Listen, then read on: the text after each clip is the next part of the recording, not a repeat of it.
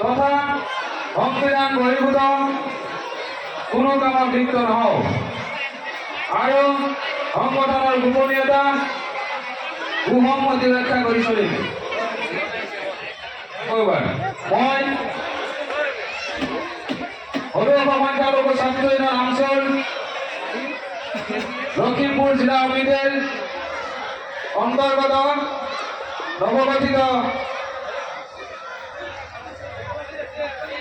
আজি ইংৰাজী 24 সেপ্টেম্বৰ 2023 তাৰিখ দেওবাৰে আল্লাহ ঈশ্বৰৰ নামত শপত খাই কওঁ যে জাতি ধৰ্ম বৰ্ণ ভাষা নিৰ্বিশেষে সংখ্যালঘু জনগণৰ জাতীয় অধিকাৰ সাব্যস্ত কৰাৰ স্বাৰ্থত ব্যক্তি স্বাৰ্থ পৰিহাৰ কৰি ভিন্ন ৰাজনৈতিক দল উপদলৰ পদদৰ্শৰ ঊৰ্ধত থাকি আমচুৰ গণ্ডিৰ ভিতৰত কাম কৰি যাম তথা সংবিধান বহিৰ্ভূত কোনো কামত লিপ্ত নহওঁ আৰু সংগঠনৰ গোপনীয়তা সুসংহতি ৰক্ষা কৰি চলিম। আমচুৰ জিন্দাবাদ, আমচুৰ জিন্দাবাদ, আমচুৰ লং লিভ, আমচুৰ লং লিভ, জাতীয় সৰকাৰ জিন্দাবাদ, আমচুৰ জিন্দাবাদ। ধন্যবাদ।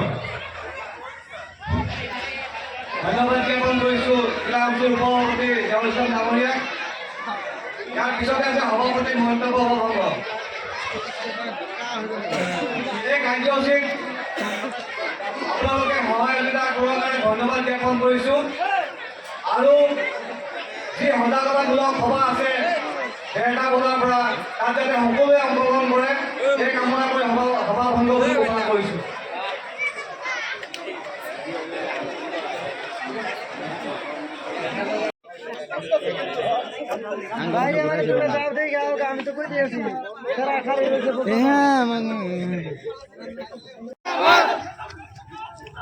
जिंदाबाद जिंदाबाद जिंदाबाद जिंदाबाद जिंदाबाद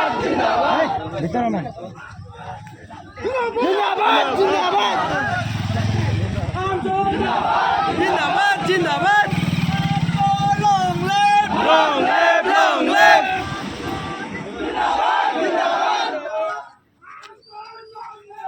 long live long live long live long live जिंदाबाद जिंदाबाद जिंदाबाद जिंदाबाद जिंदाबाद जिंदाबाद जिंदाबाद जिंदाबाद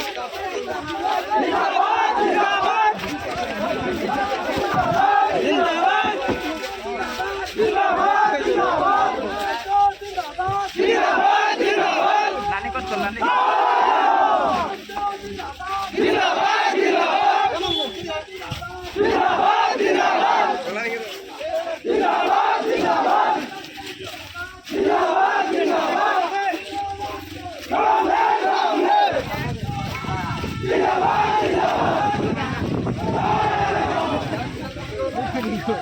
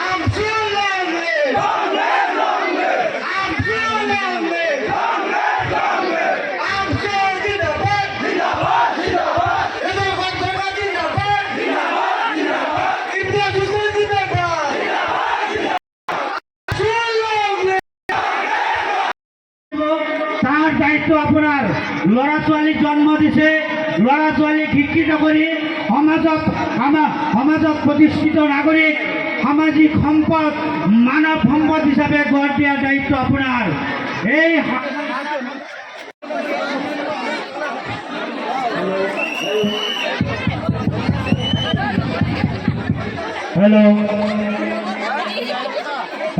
হেল্ল' গতিকে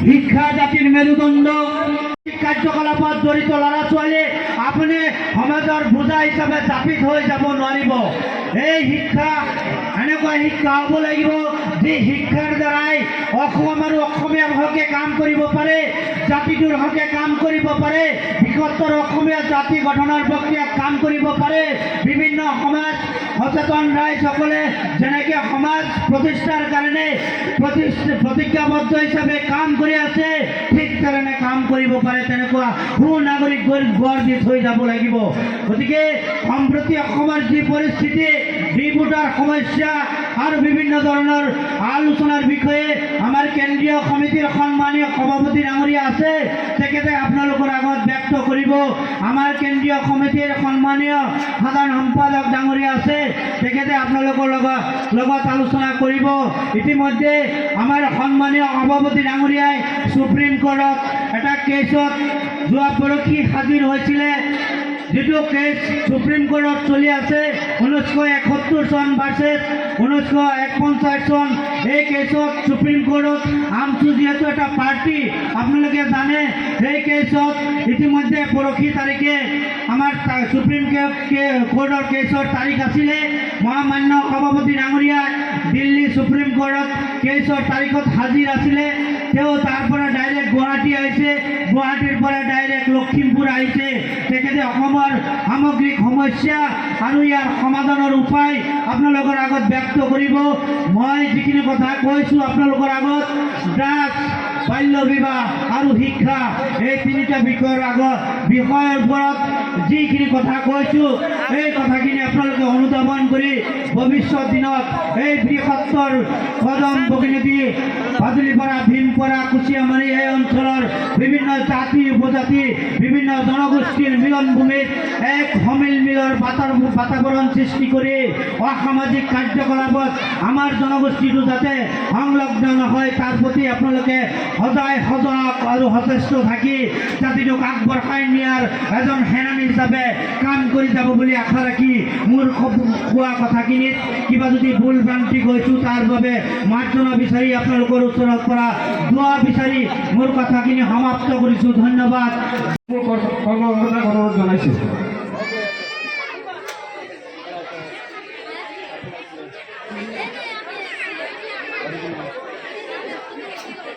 প্ৰথমতে তেখেতক সম্বৰ্ধনা জনাব বাদলিপুৰ আঞ্চলিক আমচুৰ সভাপতি মুস্তাক আহমেদ ডাঙৰীয়াই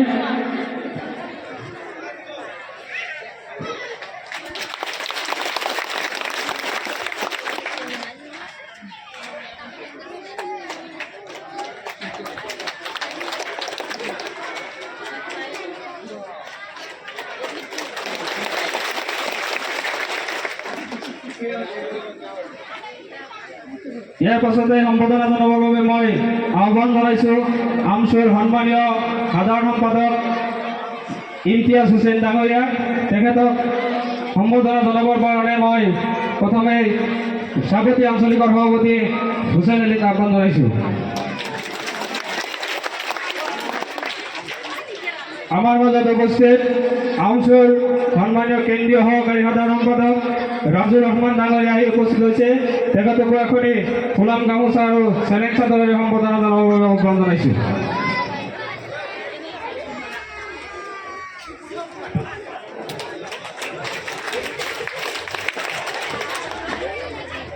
আমাৰ মাজত উপস্থিত আছে আমচুৰ কেন্দ্ৰীয় সমিতিৰ কাৰ্যকৰী সদস্য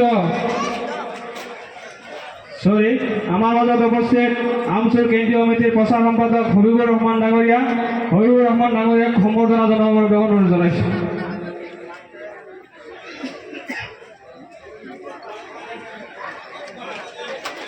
আমাৰ মাজত উপস্থিত আছে আমচুৰ কেন্দ্ৰীয় সমিতিৰ কাৰ্যকৰী সদস্য আব্দুল মুতালিব চাহাব তেখেতকো এখনি ফুলাম গামোচা আৰু চেলেং চাদৰেৰে সম্বৰ্ধনা জনাবৰ বাবে আহ্বান জনাইছোঁ।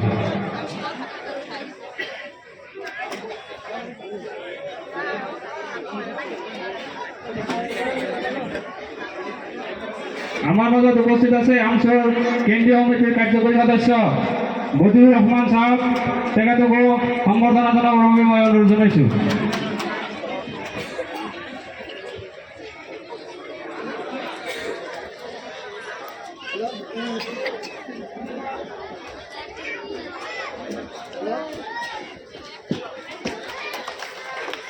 আমি আমাৰ এই সভাত আমি আমন্ত্ৰণ কৰিছিলোঁ লখিমপুৰ বিধানসভা সমষ্টিৰ বিধায়ক শ্ৰীযুত মানৱ ডেকা ডাঙৰীয়া। তেখেত বিশেষ কাৰণত উপস্থিত থাকিব নোৱাৰাত তেখেতৰ প্ৰতিনিধি হিচাপে উত্তৰ লখিমপুৰ পৌৰসভাৰ উপপৌৰপতি শ্ৰীযুত প্ৰাঞ্জল গগৈ ডাঙৰীয়া আমাৰ মাজত উপস্থিত হৈছে। তেখেতক এখনি ফুলাম গামোচাৰে সম্বৰ্ধনা জনাবৰ বাবে মই উত্তৰ লখিমপুৰ নগৰ সমিতিৰ সভাপতি বাবুজান আলীক আহ্বান জনাইছোঁ।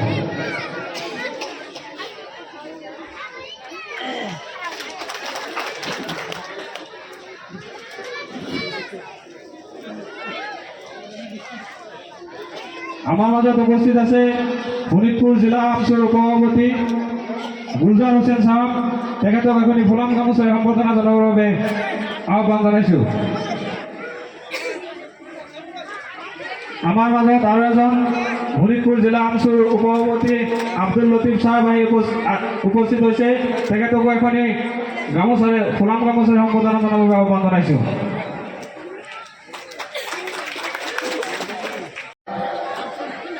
আজি সভাৰ সভাপতি ডাঙৰীয়া আৰু আজি এই সভাত দিল্লীৰ পৰা আহি জাতিৰ স্বাৰ্থত অসমীয়া জাতিৰ স্বাৰ্থত দিল্লীৰ পৰা আহি আমচুৰ ৰাজ্যিক সভাপতি আৰু সম্পাদক ডাঙৰীয়া, মোৰ অতি শ্ৰদ্ধাৰ জিলাৰ আমচুৰ সভাপতি সম্পাদক, আঞ্চলিকৰ সভাপতি সম্পাদককে আদি কৰি জাতিৰ সেনানী স্বৰূপ সদস্যসকল, মোৰ সন্মুখত উপবিষ্ট শ্ৰদ্ধাৰ আই মাতৃসকল, বাপসকল, জয় জয়তে মই সকলোলৈকে আন্তৰিক অভিনন্দন জ্ঞাপন কৰিছোঁ। আৰু আজি এটা পবিত্ৰ দিন, অসমীয়া জাতিক বিশ্ব দৰবাৰত চিনাকি কৰি দিয়া সেই মহান ব্যক্তি জগত গুৰু শ্ৰীমন্ত শংকৰদেৱৰ আজি জন্মদিন। 556তম জন্ম বাৰ্ষিক আজি শ্ৰীমন্ত শংকৰদেৱৰ। আৰু সেই হেঁপাহতে আজি মই নামঘৰত থাকিব লাগিছিল, কিন্তু মই নামঘৰলৈ আজি যোৱা নাই। মই এই কাৰণেই যোৱা নাই, আজি এই সভাখনৰ যি লক্ষ্য, যি উদ্দেশ্য, সেই লক্ষ্য আৰু উদ্দেশ্য মই নামঘৰলৈ যোৱাতকৈ কিন্তু বহুত গুণৰ ওপৰত।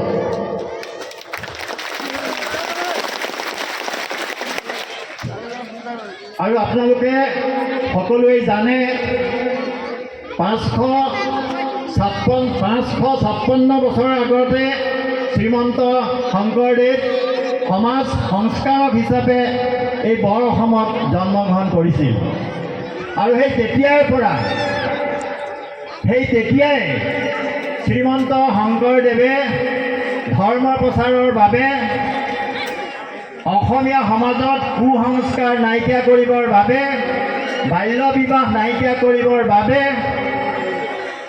শিক্ষাৰ ক্ষেত্ৰত সকলোকে শিক্ষিত কৰিবৰ কাৰণে 526 বছৰৰ আগতেই এটা জাগৰণৰ সৃষ্টি কৰিছিল। আৰু সেই জাগৰণত মুছলমান ভাইসকলৰ চাংহাই তেওঁ 18জন শিষ্য আছিল। প্ৰথমতে সেই 18জন শিষ্যৰ ভিতৰত চাংহাই মুছলমান সম্প্ৰদায়ৰ পৰা তেওঁ অন্তৰ্ভুক্ত কৰিছিল। 556 বছৰ আগতেই আৰু এটা কথা আপোনালোকে নিশ্চয় জানে, সেই সময়ত শ্ৰীমন্ত শংকৰদেৱে যেতিয়া নামঘৰ প্ৰতিষ্ঠা কৰিবলৈ বিচাৰিছিল, এটা ডাঙৰ নামঘৰ, সেই নামঘৰটোত যিটো মূল খুঁটা, সেই মূল খুঁটাটো দাঙি পেলাই প্ৰতিষ্ঠা কৰিব লাগে। 18জন শিষ্যই সেই লাই খুঁটাটো দাঙিছে, ভকতসকলেও দাঙিছে, কিন্তু কোনেও সেই খুঁটাটো দাঙি থিয় কৰাব পৰা নাই।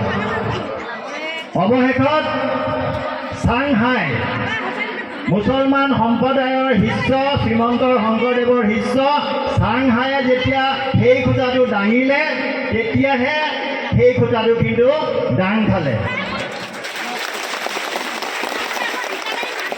আৰু চাংহায়ে খুঁটাটো দাঙোতে কি কৈছিল আপোনালোকে জানে? লা ইলাহা ইল্লাল্লাহ। সেই যে লা যে শব্দটো ক'লে, সন্মানীয় শব্দটো ক'লে, সেই তেতিয়াৰ পৰাই এই মূল খুঁটাবিলাকৰ নামটো লাই খুঁটা হ'ল।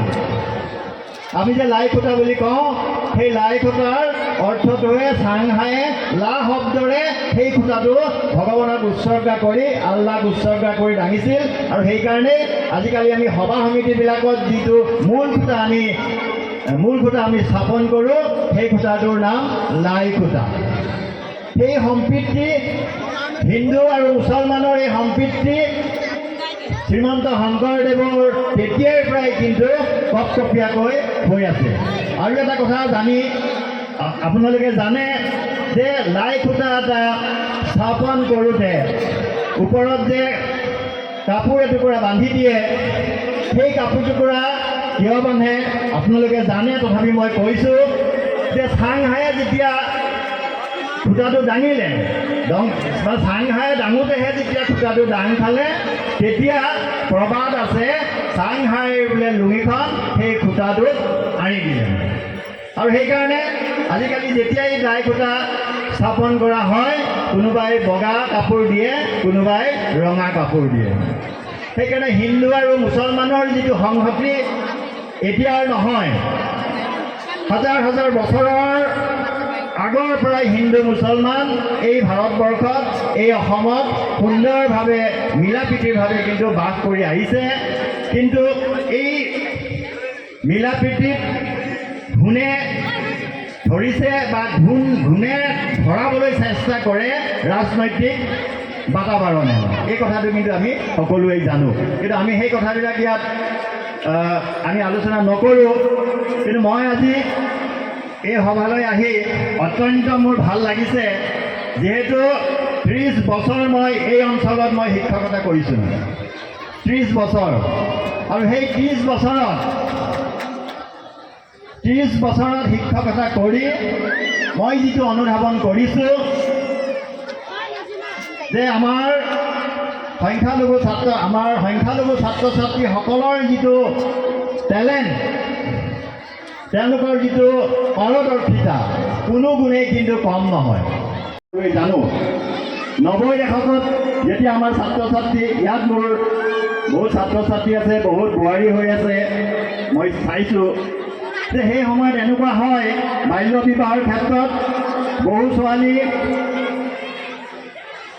পঢ়া শুনাত যথেষ্ট পাৰ্গত, কিন্তু তেওঁলোকক মাক দেউতাকে বিয়া দিবৰ কাৰণে উদ্যামূল হয়। তেওঁলোকে গৈ আমাক কয় যে বাবু ছাৰ মোক দেউতাই মায়ে কিন্তু বিয়া দিব বিচাৰিছে, আপোনালোকে কিবা এটা কৰক। আমি বহু তেনেকৈ বাল্য বিবাহ আমি ৰোধ কৰিবলৈ আমি সক্ষম হৈছোঁ, আৰু বহুত কিন্তু আমি পৰা নাই। কিন্তু আজি এটা ভাল কথা হৈছে যে আমচুৰ দৰে ছাত্ৰ সংগঠন এটা ওলাই আহিছে। এই আমচুৱে আমি আশা ৰাখিছোঁ এই জনগোষ্ঠীটোক ড্ৰাগছ, বাল্য বিবাহ, কুসংস্কাৰ এই গোটেইখিনিৰ পৰা কিন্তু সুন্দৰভাৱে মুক্ত কৰি আমাৰ জাতিটোক নিশ্চয় আগুৱাই লৈ যাব তেওঁলোকে পাৰিব। ইয়াৰ আগতে যিজন বক্তা যিজন বক্তাই আমি বক্তৃতা শুনিলোঁ খুব সুন্দৰভাৱে বাল্য বিবাহ আৰু ড্ৰাগছৰ ওপৰত ইমান সুন্দৰভাৱে তেওঁৰ বক্তৃতা দিছে। তাতকৈ আৰু যে কিবা ক'বলগীয়া থাকে বুলি মই নাভাবোঁ। কিন্তু আমি এটা কথা জানিব লাগিব যে বাল্য বিবাহেই হওক ড্ৰাগছেই হওক এই গোটেই মূলতে কিন্তু শিক্ষা। আমি যেতিয়ালৈকে শিক্ষিত নহওঁ, আমি যেতিয়ালৈকে আমাৰ ল'ৰা ছোৱালীবিলাকক আমি শিক্ষিত কৰিব নোৱাৰোঁ তেতিয়ালৈকে কিন্তু ড্ৰাগছৰ ব্যৱসায়, বাল্য বিবাহ, কুসংস্কাৰবিলাক কিন্তু চলিয়ে থাকিব। গতিকে আমাৰ প্ৰথম প্ৰায়ৰিটিটো হ'ল প্ৰথম আমাৰ যিটো উদ্দেশ্য হ'ব লাগে যে আমি আমাৰ ল'ৰা ছোৱালীবিলাকক আমি নাখাই হ'লেও আগৰ বক্তাজনে কোৱাৰ দৰে প্ৰেছ বিক্ৰী কৰি হ'লেও কিন্তু আমি শিক্ষিত কৰিব আমি পাৰিব লাগিব। তেতিয়াহে জাতীয়তাৰ কিন্তু উত্তৰণ হ'ব। আঞ্চলিকৰ যিকেইজন কৰ্মকৰ্তা বাহিৰলৈ চবেই মন্দ তাৰিখলৈ যাতে বহি যায়।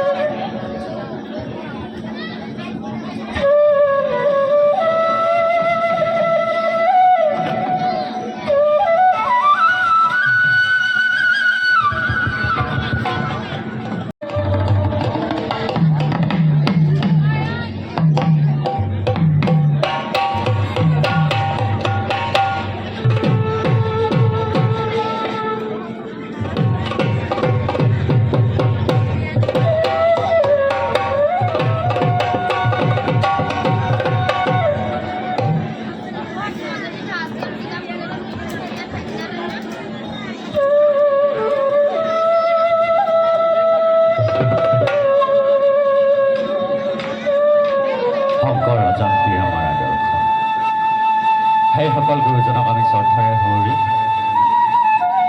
আমি সাংস্কৃতিক বিহু দলটি আগবাঢ়িছোঁ। সদৌ অসম সংখ্যালঘু ছাত্ৰ উদ্যান আমচুৰ লখিমপুৰ জিলা সমিতিৰ অন্তৰ্গত বাদুলিপৰা আঞ্চলিক সমিতিৰ উদ্যোগত তথা লখিমপুৰ গবলিজান চাবতী কমলাবৰীয়া কদম নকদম বগীনদী আঞ্চলিক সমিতিৰ সহযোগত উদযাপন কৰাৰ বিষয়ববীয়া তথা দৰ্শক মণ্ডলীক আমি জাচিংফা বিহু দলৰ তৰফৰ পৰা আন্তৰিক অভিনন্দন জ্ঞাপন কৰিছোঁ। ধন্যবাদ।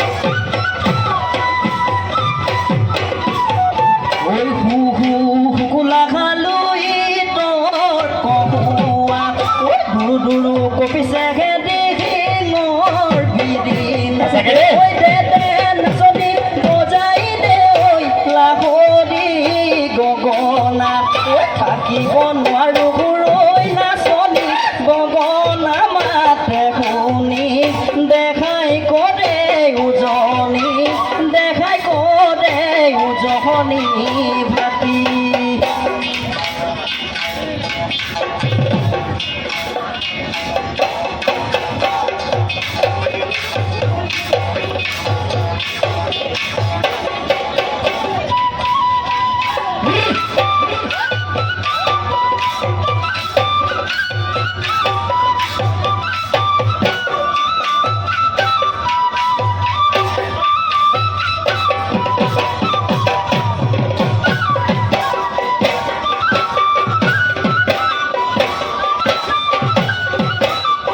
নেৰিবা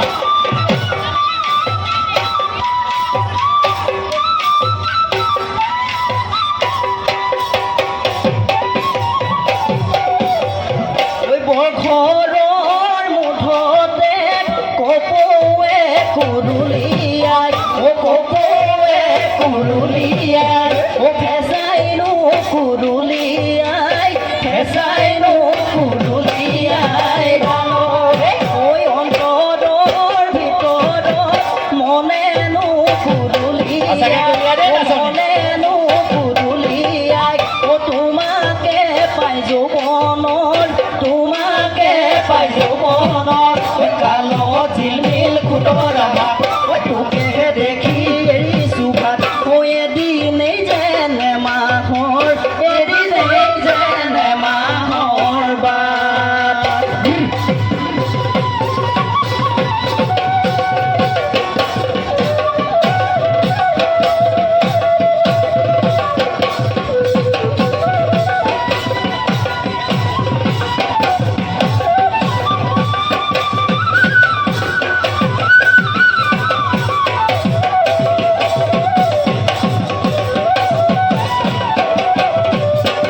বাথালৈ কলি গৈ মইনা বাঘে খাই মাৰিলে তব সমনীয়াই মইনা শিঙা কাটি আনিলে ৰাতিটো শিঙাটি চাচিলো মইনা নলি চাও চাচিলো নহল পেপা ভাজিলো ওলালে অমাতৰ ওলালে অমাতৰ মাত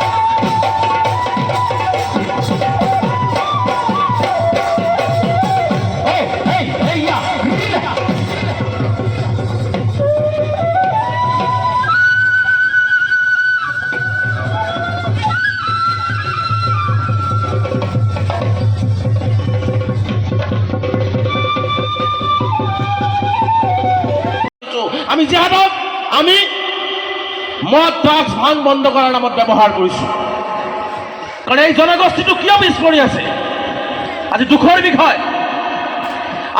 বিষয় যে ৰাতি ৰাতি আনন্দ মিশ্ৰই টৰ্চ লৈ সংখ্যালঘু ৰাইজৰ ঘৰে ঘৰে যায় কিয় যাব আনন্দ মিশ্ৰ সংখ্যালঘুৰ ঘৰে ঘৰে কাৰণ সংখ্যালঘু জাতি 2 নম্বৰী সোণৰ বেপাৰত জড়িত সংখ্যালঘু জাতি ড্ৰাগছত জড়িত সংখ্যালঘু জাতি ভাঙত জড়িত এইবোৰ অপবাদ আমাৰ ওপৰত আহিছে এই ধৰণৰ কাম কিছু আমাৰ মানুহে কৰিছে কাৰণে আজি টৰ্চ লৈ লৈ আনন্দ মিশ্ৰাই যায় আমাৰ মানুহক বিচাৰি ফুৰি আছে মই লখিমপুৰবাসী ৰাইজৰ সংখ্যালঘু ৰাইজক কৈছোঁ যে আপোনালোকে যদি আনন্দ মিশ্ৰক ৰাতি যোৱাটো বিচাৰে তেনেহ'লে নিজৰ নিজৰ অঞ্চলত প্ৰথমতে আমি ড্ৰাগছ মুক্ত কৰিব লাগিব আমি ভাং মুক্ত কৰিব লাগিব আমি মদ মুক্ত কৰিব লাগিব আৰু আনন্দ মিশ্ৰক আমি দিনৰ পোহৰত যাতে আমাৰ মানুহক গামোচা লৈ আহি গামোচা পিন্ধাই এই ব্যৱস্থা আমি কৰাব লাগিব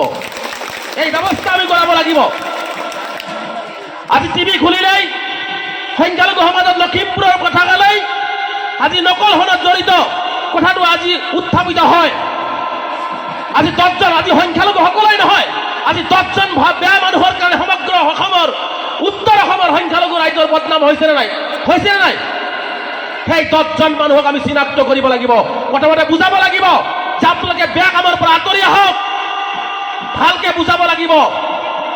দ্বিতীয়তে নুবুজিলে সমাজত বৈঠক কৰিব লাগিব, সমাজৰ মানুহে তেওঁলোকক আকৌ বুজাব লাগিব। তৃতীয় নম্বৰ আইনৰ সহায় ল'ব লাগিব, তাতো যদি তেওঁলোকে নামানে সমাজৰ পৰা তেওঁলোকক এঘৰীয়া কৰি দিয়াৰ ব্যৱস্থা গ্ৰহণ কৰিব লাগে। বেয়া পালে পাব, ভাল পালে পাব, ক'বলগীয়া নাই। কাৰণ 10জন মানুহৰ কাৰণে, 10জন মদাৰুৰ কাৰণে, 10জন ভাং খোৱা মানুহৰ কাৰণে, 10জন সোণৰ বেপাৰীৰ কাৰণে অসমৰ উত্তৰ অসমৰ সংখ্যালঘু ৰাইজক আমি বদনাম হ'বলৈ নিদিওঁ। এই অংগীকাৰ উত্তৰ অসমৰ সংখ্যালঘু ৰাইজ ল'ব লাগিব, উত্তৰ অসমৰ সংখ্যালঘু ৰাইজ ল'ব লাগিব। এটা কথা মনত ৰাখিব, নিজৰ ঘৰখন নিজে চাফা কৰিব লাগিব। হিমন্ত বিশ্ব শৰ্মা ডাঙৰীয়াই কিন্তু আপোনাৰ ঘৰ পৰিষ্কাৰ কৰি নিদিয়ে। হিমন্ত বিশ্ব শৰ্মাই আপোনাৰ অঞ্চলত ড্ৰাগছ মুক্ত কৰি নিদিয়ে। হিমন্ত বিশ্ব শৰ্মাই আপোনাৰ অঞ্চলত থকা বেয়া কামবোৰ মুক্ত কৰি নিদিয়ে। যেতিয়ালৈকে নিজৰ ঘৰখনৰ পৰা বেয়া কাম নিজে মুক্ত নকৰোঁ, কোনেও মুক্ত কৰি নিদিয়ে। গতিকে আমি আগুৱাই আহিব লাগিব, নিজে মুক্ত কৰিব লাগিব।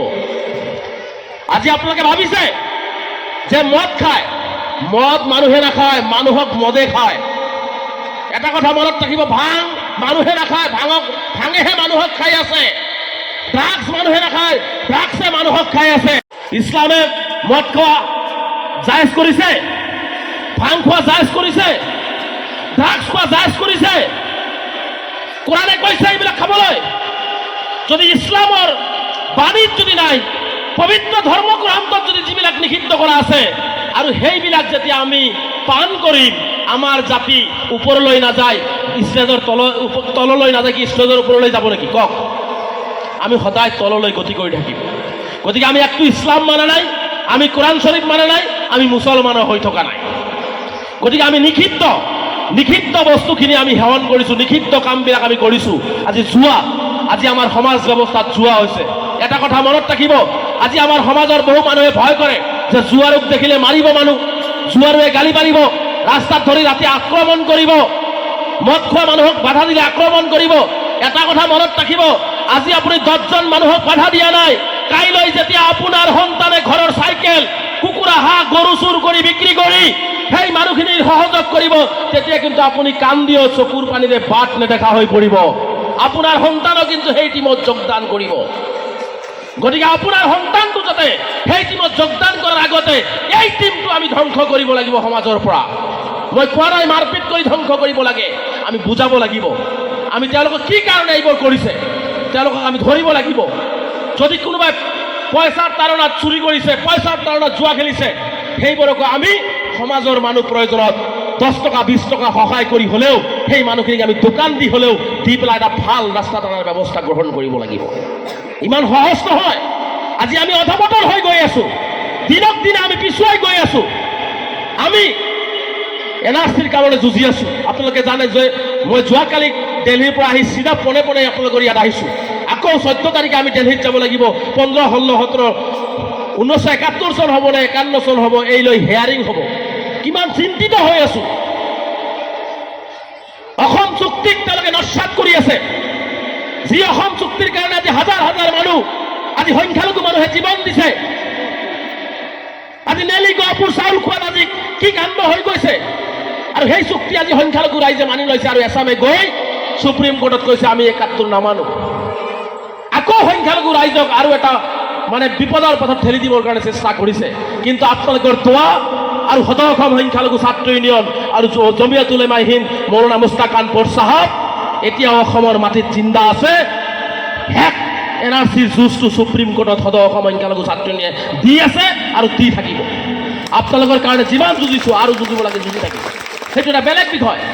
আপোনালোকে দোৱা কৰিব যাতে অসমখনৰ শান্তিৰ কাৰণে সকলো জাতি জনগোষ্ঠীৰ সম উন্নয়ন, সম বিকাশ আৰু সমমৰ্যাদাৰে যাতে অসমখনত জীয়াই থাকিব পাৰে। আৰু অসম চুক্তিৰ যে 71 25 মাৰ্চ ভিত্তিবৰ্ষ কৰা হৈছিল, সেই ভিত্তিবৰ্ষ মতে যাতে NRCখন সুপ্ৰিম কোৰ্টে বাহাল ৰাখে আৰু NRC হোৱা মানুহখিনি যাতে তেওঁলোকে চাৰ্টিফিকেট পায়। আৰু 19 লাখ মানুহ যি বাদ পৰিছে, সেই 19 লাখ মানুহে যাতে এটা হিয়াৰিং তেওঁলোকৰ আৰম্ভ হয়। কাৰণ 19 লাখ মানুহ বাদ পৰিছে, আধাৰ কাৰ্ড পাই থকা নাই।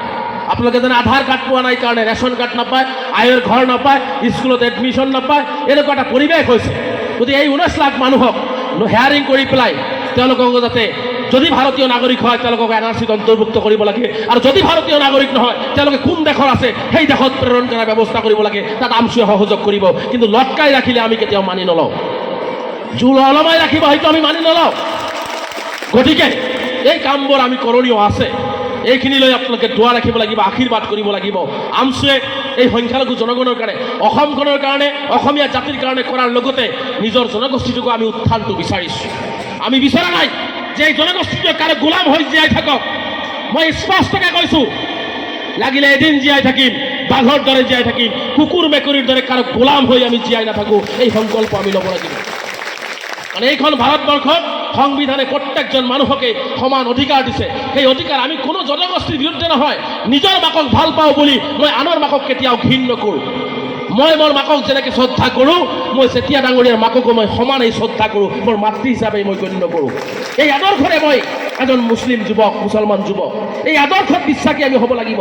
কাৰণ এটা কথা মই বিশ্বাস কৰোঁ, মই যদি ভাল মানুহ হ'ব নোৱাৰোঁ, মই ভাল মুছলমান কেতিয়াও হ'ব নোৱাৰোঁ। মই প্ৰথমতে ভাল মানুহ হ'ব লাগিব। মই ভাল মানুহ হ'লেহে মই ভাল মুছলমান হ'ব পাৰিম।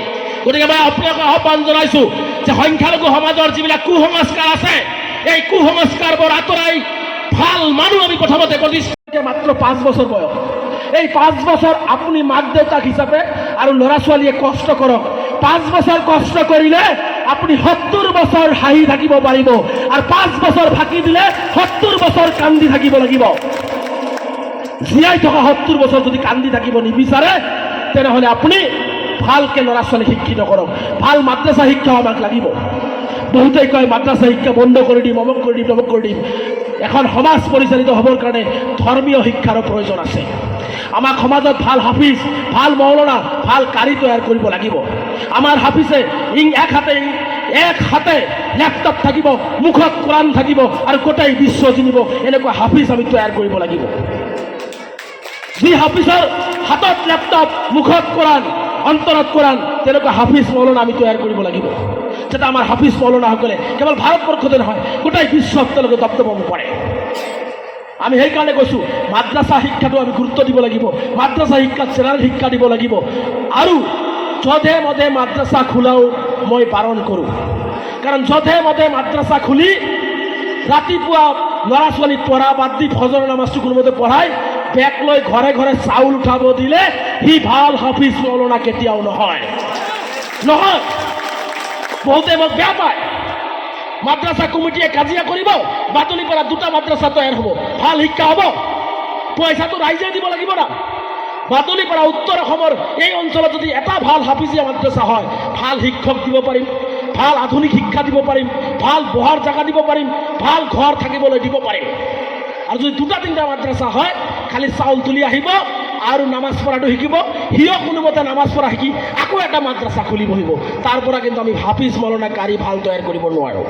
গতিকে মাদ্ৰাছা শিক্ষাৰ ক্ষেত্ৰতো আমি যথেষ্ট কৰণীয় আছে, যথেষ্ট গুৰুত্ব দিব লাগিব। গতিকে এইখিনি কথা কৈ মই এই বাদুলিপাৰা অঞ্চলৰ সৰ্বত্ৰ প্ৰকাৰ ৰাইজক আমচুক যি ধৰণে সহায় সহযোগ আগবঢ়ালে, বা এই অঞ্চলৰ আমাৰ জিয়াৰহঁতকে আৰম্ভ কৰি জিলা সমিতি যিসকল বিষয়ববীয়া আছিলে, কেন্দ্ৰীয় সমিতিৰ বিষয়ববীয়া আছিলে, অশেষ কষ্ট কৰি এই সভাখন আয়োজন কৰিলে, সঠিক সময়ত সঠিক টাইমত এই সভাখন আয়োজন কৰিছে। গতিকে এই সভাখনেই উত্তৰ অসমৰ একমাত্ৰ সভা হওক, যি সভাৰ জৰিয়তে একেবাৰে অসম উত্তৰ অসমৰ পৰা প্ৰাগ বাল্য বিবাহ, সোণৰ বেপাৰী, জুৱা, মদ সকলো ধৰণৰ শেষ হৈ এক নতুন শিক্ষাৰ পোহৰেৰে উত্তৰ অসমৰ সংখ্যালঘু ৰাইজ উত্তৰ অসমক আলোকিত কৰিব, এই দিন আহক বুলি মই কামনা কৰিছোঁ। আৰু মই সকলোকে ইয়াত যিসকলে আঞ্চলিকে শপত গ্ৰহণ কৰিলে, যিসকলে এই সভালৈ সহযোগিতা কৰিলে, যিসকলে আৰ্থিক মানসিক সহায় কৰিলে এই সভাখনলৈ, সকলোকে মই কেন্দ্ৰীয় সমিতিৰ সভাপতি হিচাপে আপোনালোকে সকলোকে আন্তৰিকভাৱে ধন্যবাদ জনাইছোঁ। সকলোৱে মানুহ হিচাপে জীয়াই থাকক, হিন্দু মুছলমান হিচাপে নহয়, সকলোৱে ঐক্যবদ্ধভাৱে জীয়াই থাকক, এজনে আনজনৰ সহায়ত সহায় হওক, এজনে আনজনৰ বিপদত সহায় কৰক, সকলোৱে মিলা প্ৰীতিৰে এক অসমীয়া জাতি হিচাপে এই অঞ্চলবিলাকক আগুৱাই লৈ যাওক, এই কামনা কৰি অসমৰ পৰা সাম্প্ৰদায়িক বিষবাষ্প বিয়পাব বিচৰা, অসমত সাম্প্ৰদায়িক বিষবাষ্প তৈয়াৰ কৰা শক্তিবিলাক নাশ হওক, সেইটোৱে আমি নেতাজনৰ ওচৰত কামনা কৰি সকলোৰে জীৱনৰ উত্তৰোত্তৰ কামনা কৰি আমাৰ কাৰণে দোৱা কৰিব, যাতে আমি এই জনগোষ্ঠীৰ লগতে অসমৰ সকলো জাতি জনগোষ্ঠীৰ লগত মিলা প্ৰীতিৰে এই জনগোষ্ঠীটোক খোজে খোজ মিলাই আগুৱাই লৈ যোৱাত আৰু অধিক শক্তিশালীভাৱে কাম কৰিব পাৰোঁ তাৰ কাৰণে সকলোৰে পৰা দোৱা আৰু আশীৰ্বাদ বিচাৰি মই মোৰ বক্তব্য সামৰিছোঁ। ধন্যবাদ। খুদা হাফিজ। আমচু জিন্দাবাদ। জয় অসম। বাল্য বিবাহ বন্ধ কৰিমেই। ড্ৰাগছ মুক্ত সমাজ গঢ়িমেই।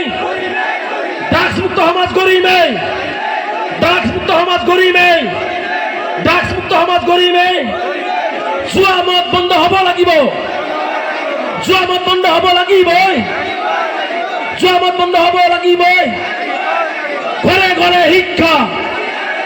ঘৰে ঘৰে শিক্ষা। ঘৰে ঘৰে শিক্ষা। জয় হোক। জয় হোক। জয় হোক। জয় হোক। AAMSU long live. AAMSU long live. AAMSU long live. বাল্য বিবাহ বন্ধ হ'বই লাগিব। বাল্য বিবাহ বন্ধ হ'বই লাগিব। আৱাজ দিওঁ। আৱাজ দিওঁ। ধন্যবাদ।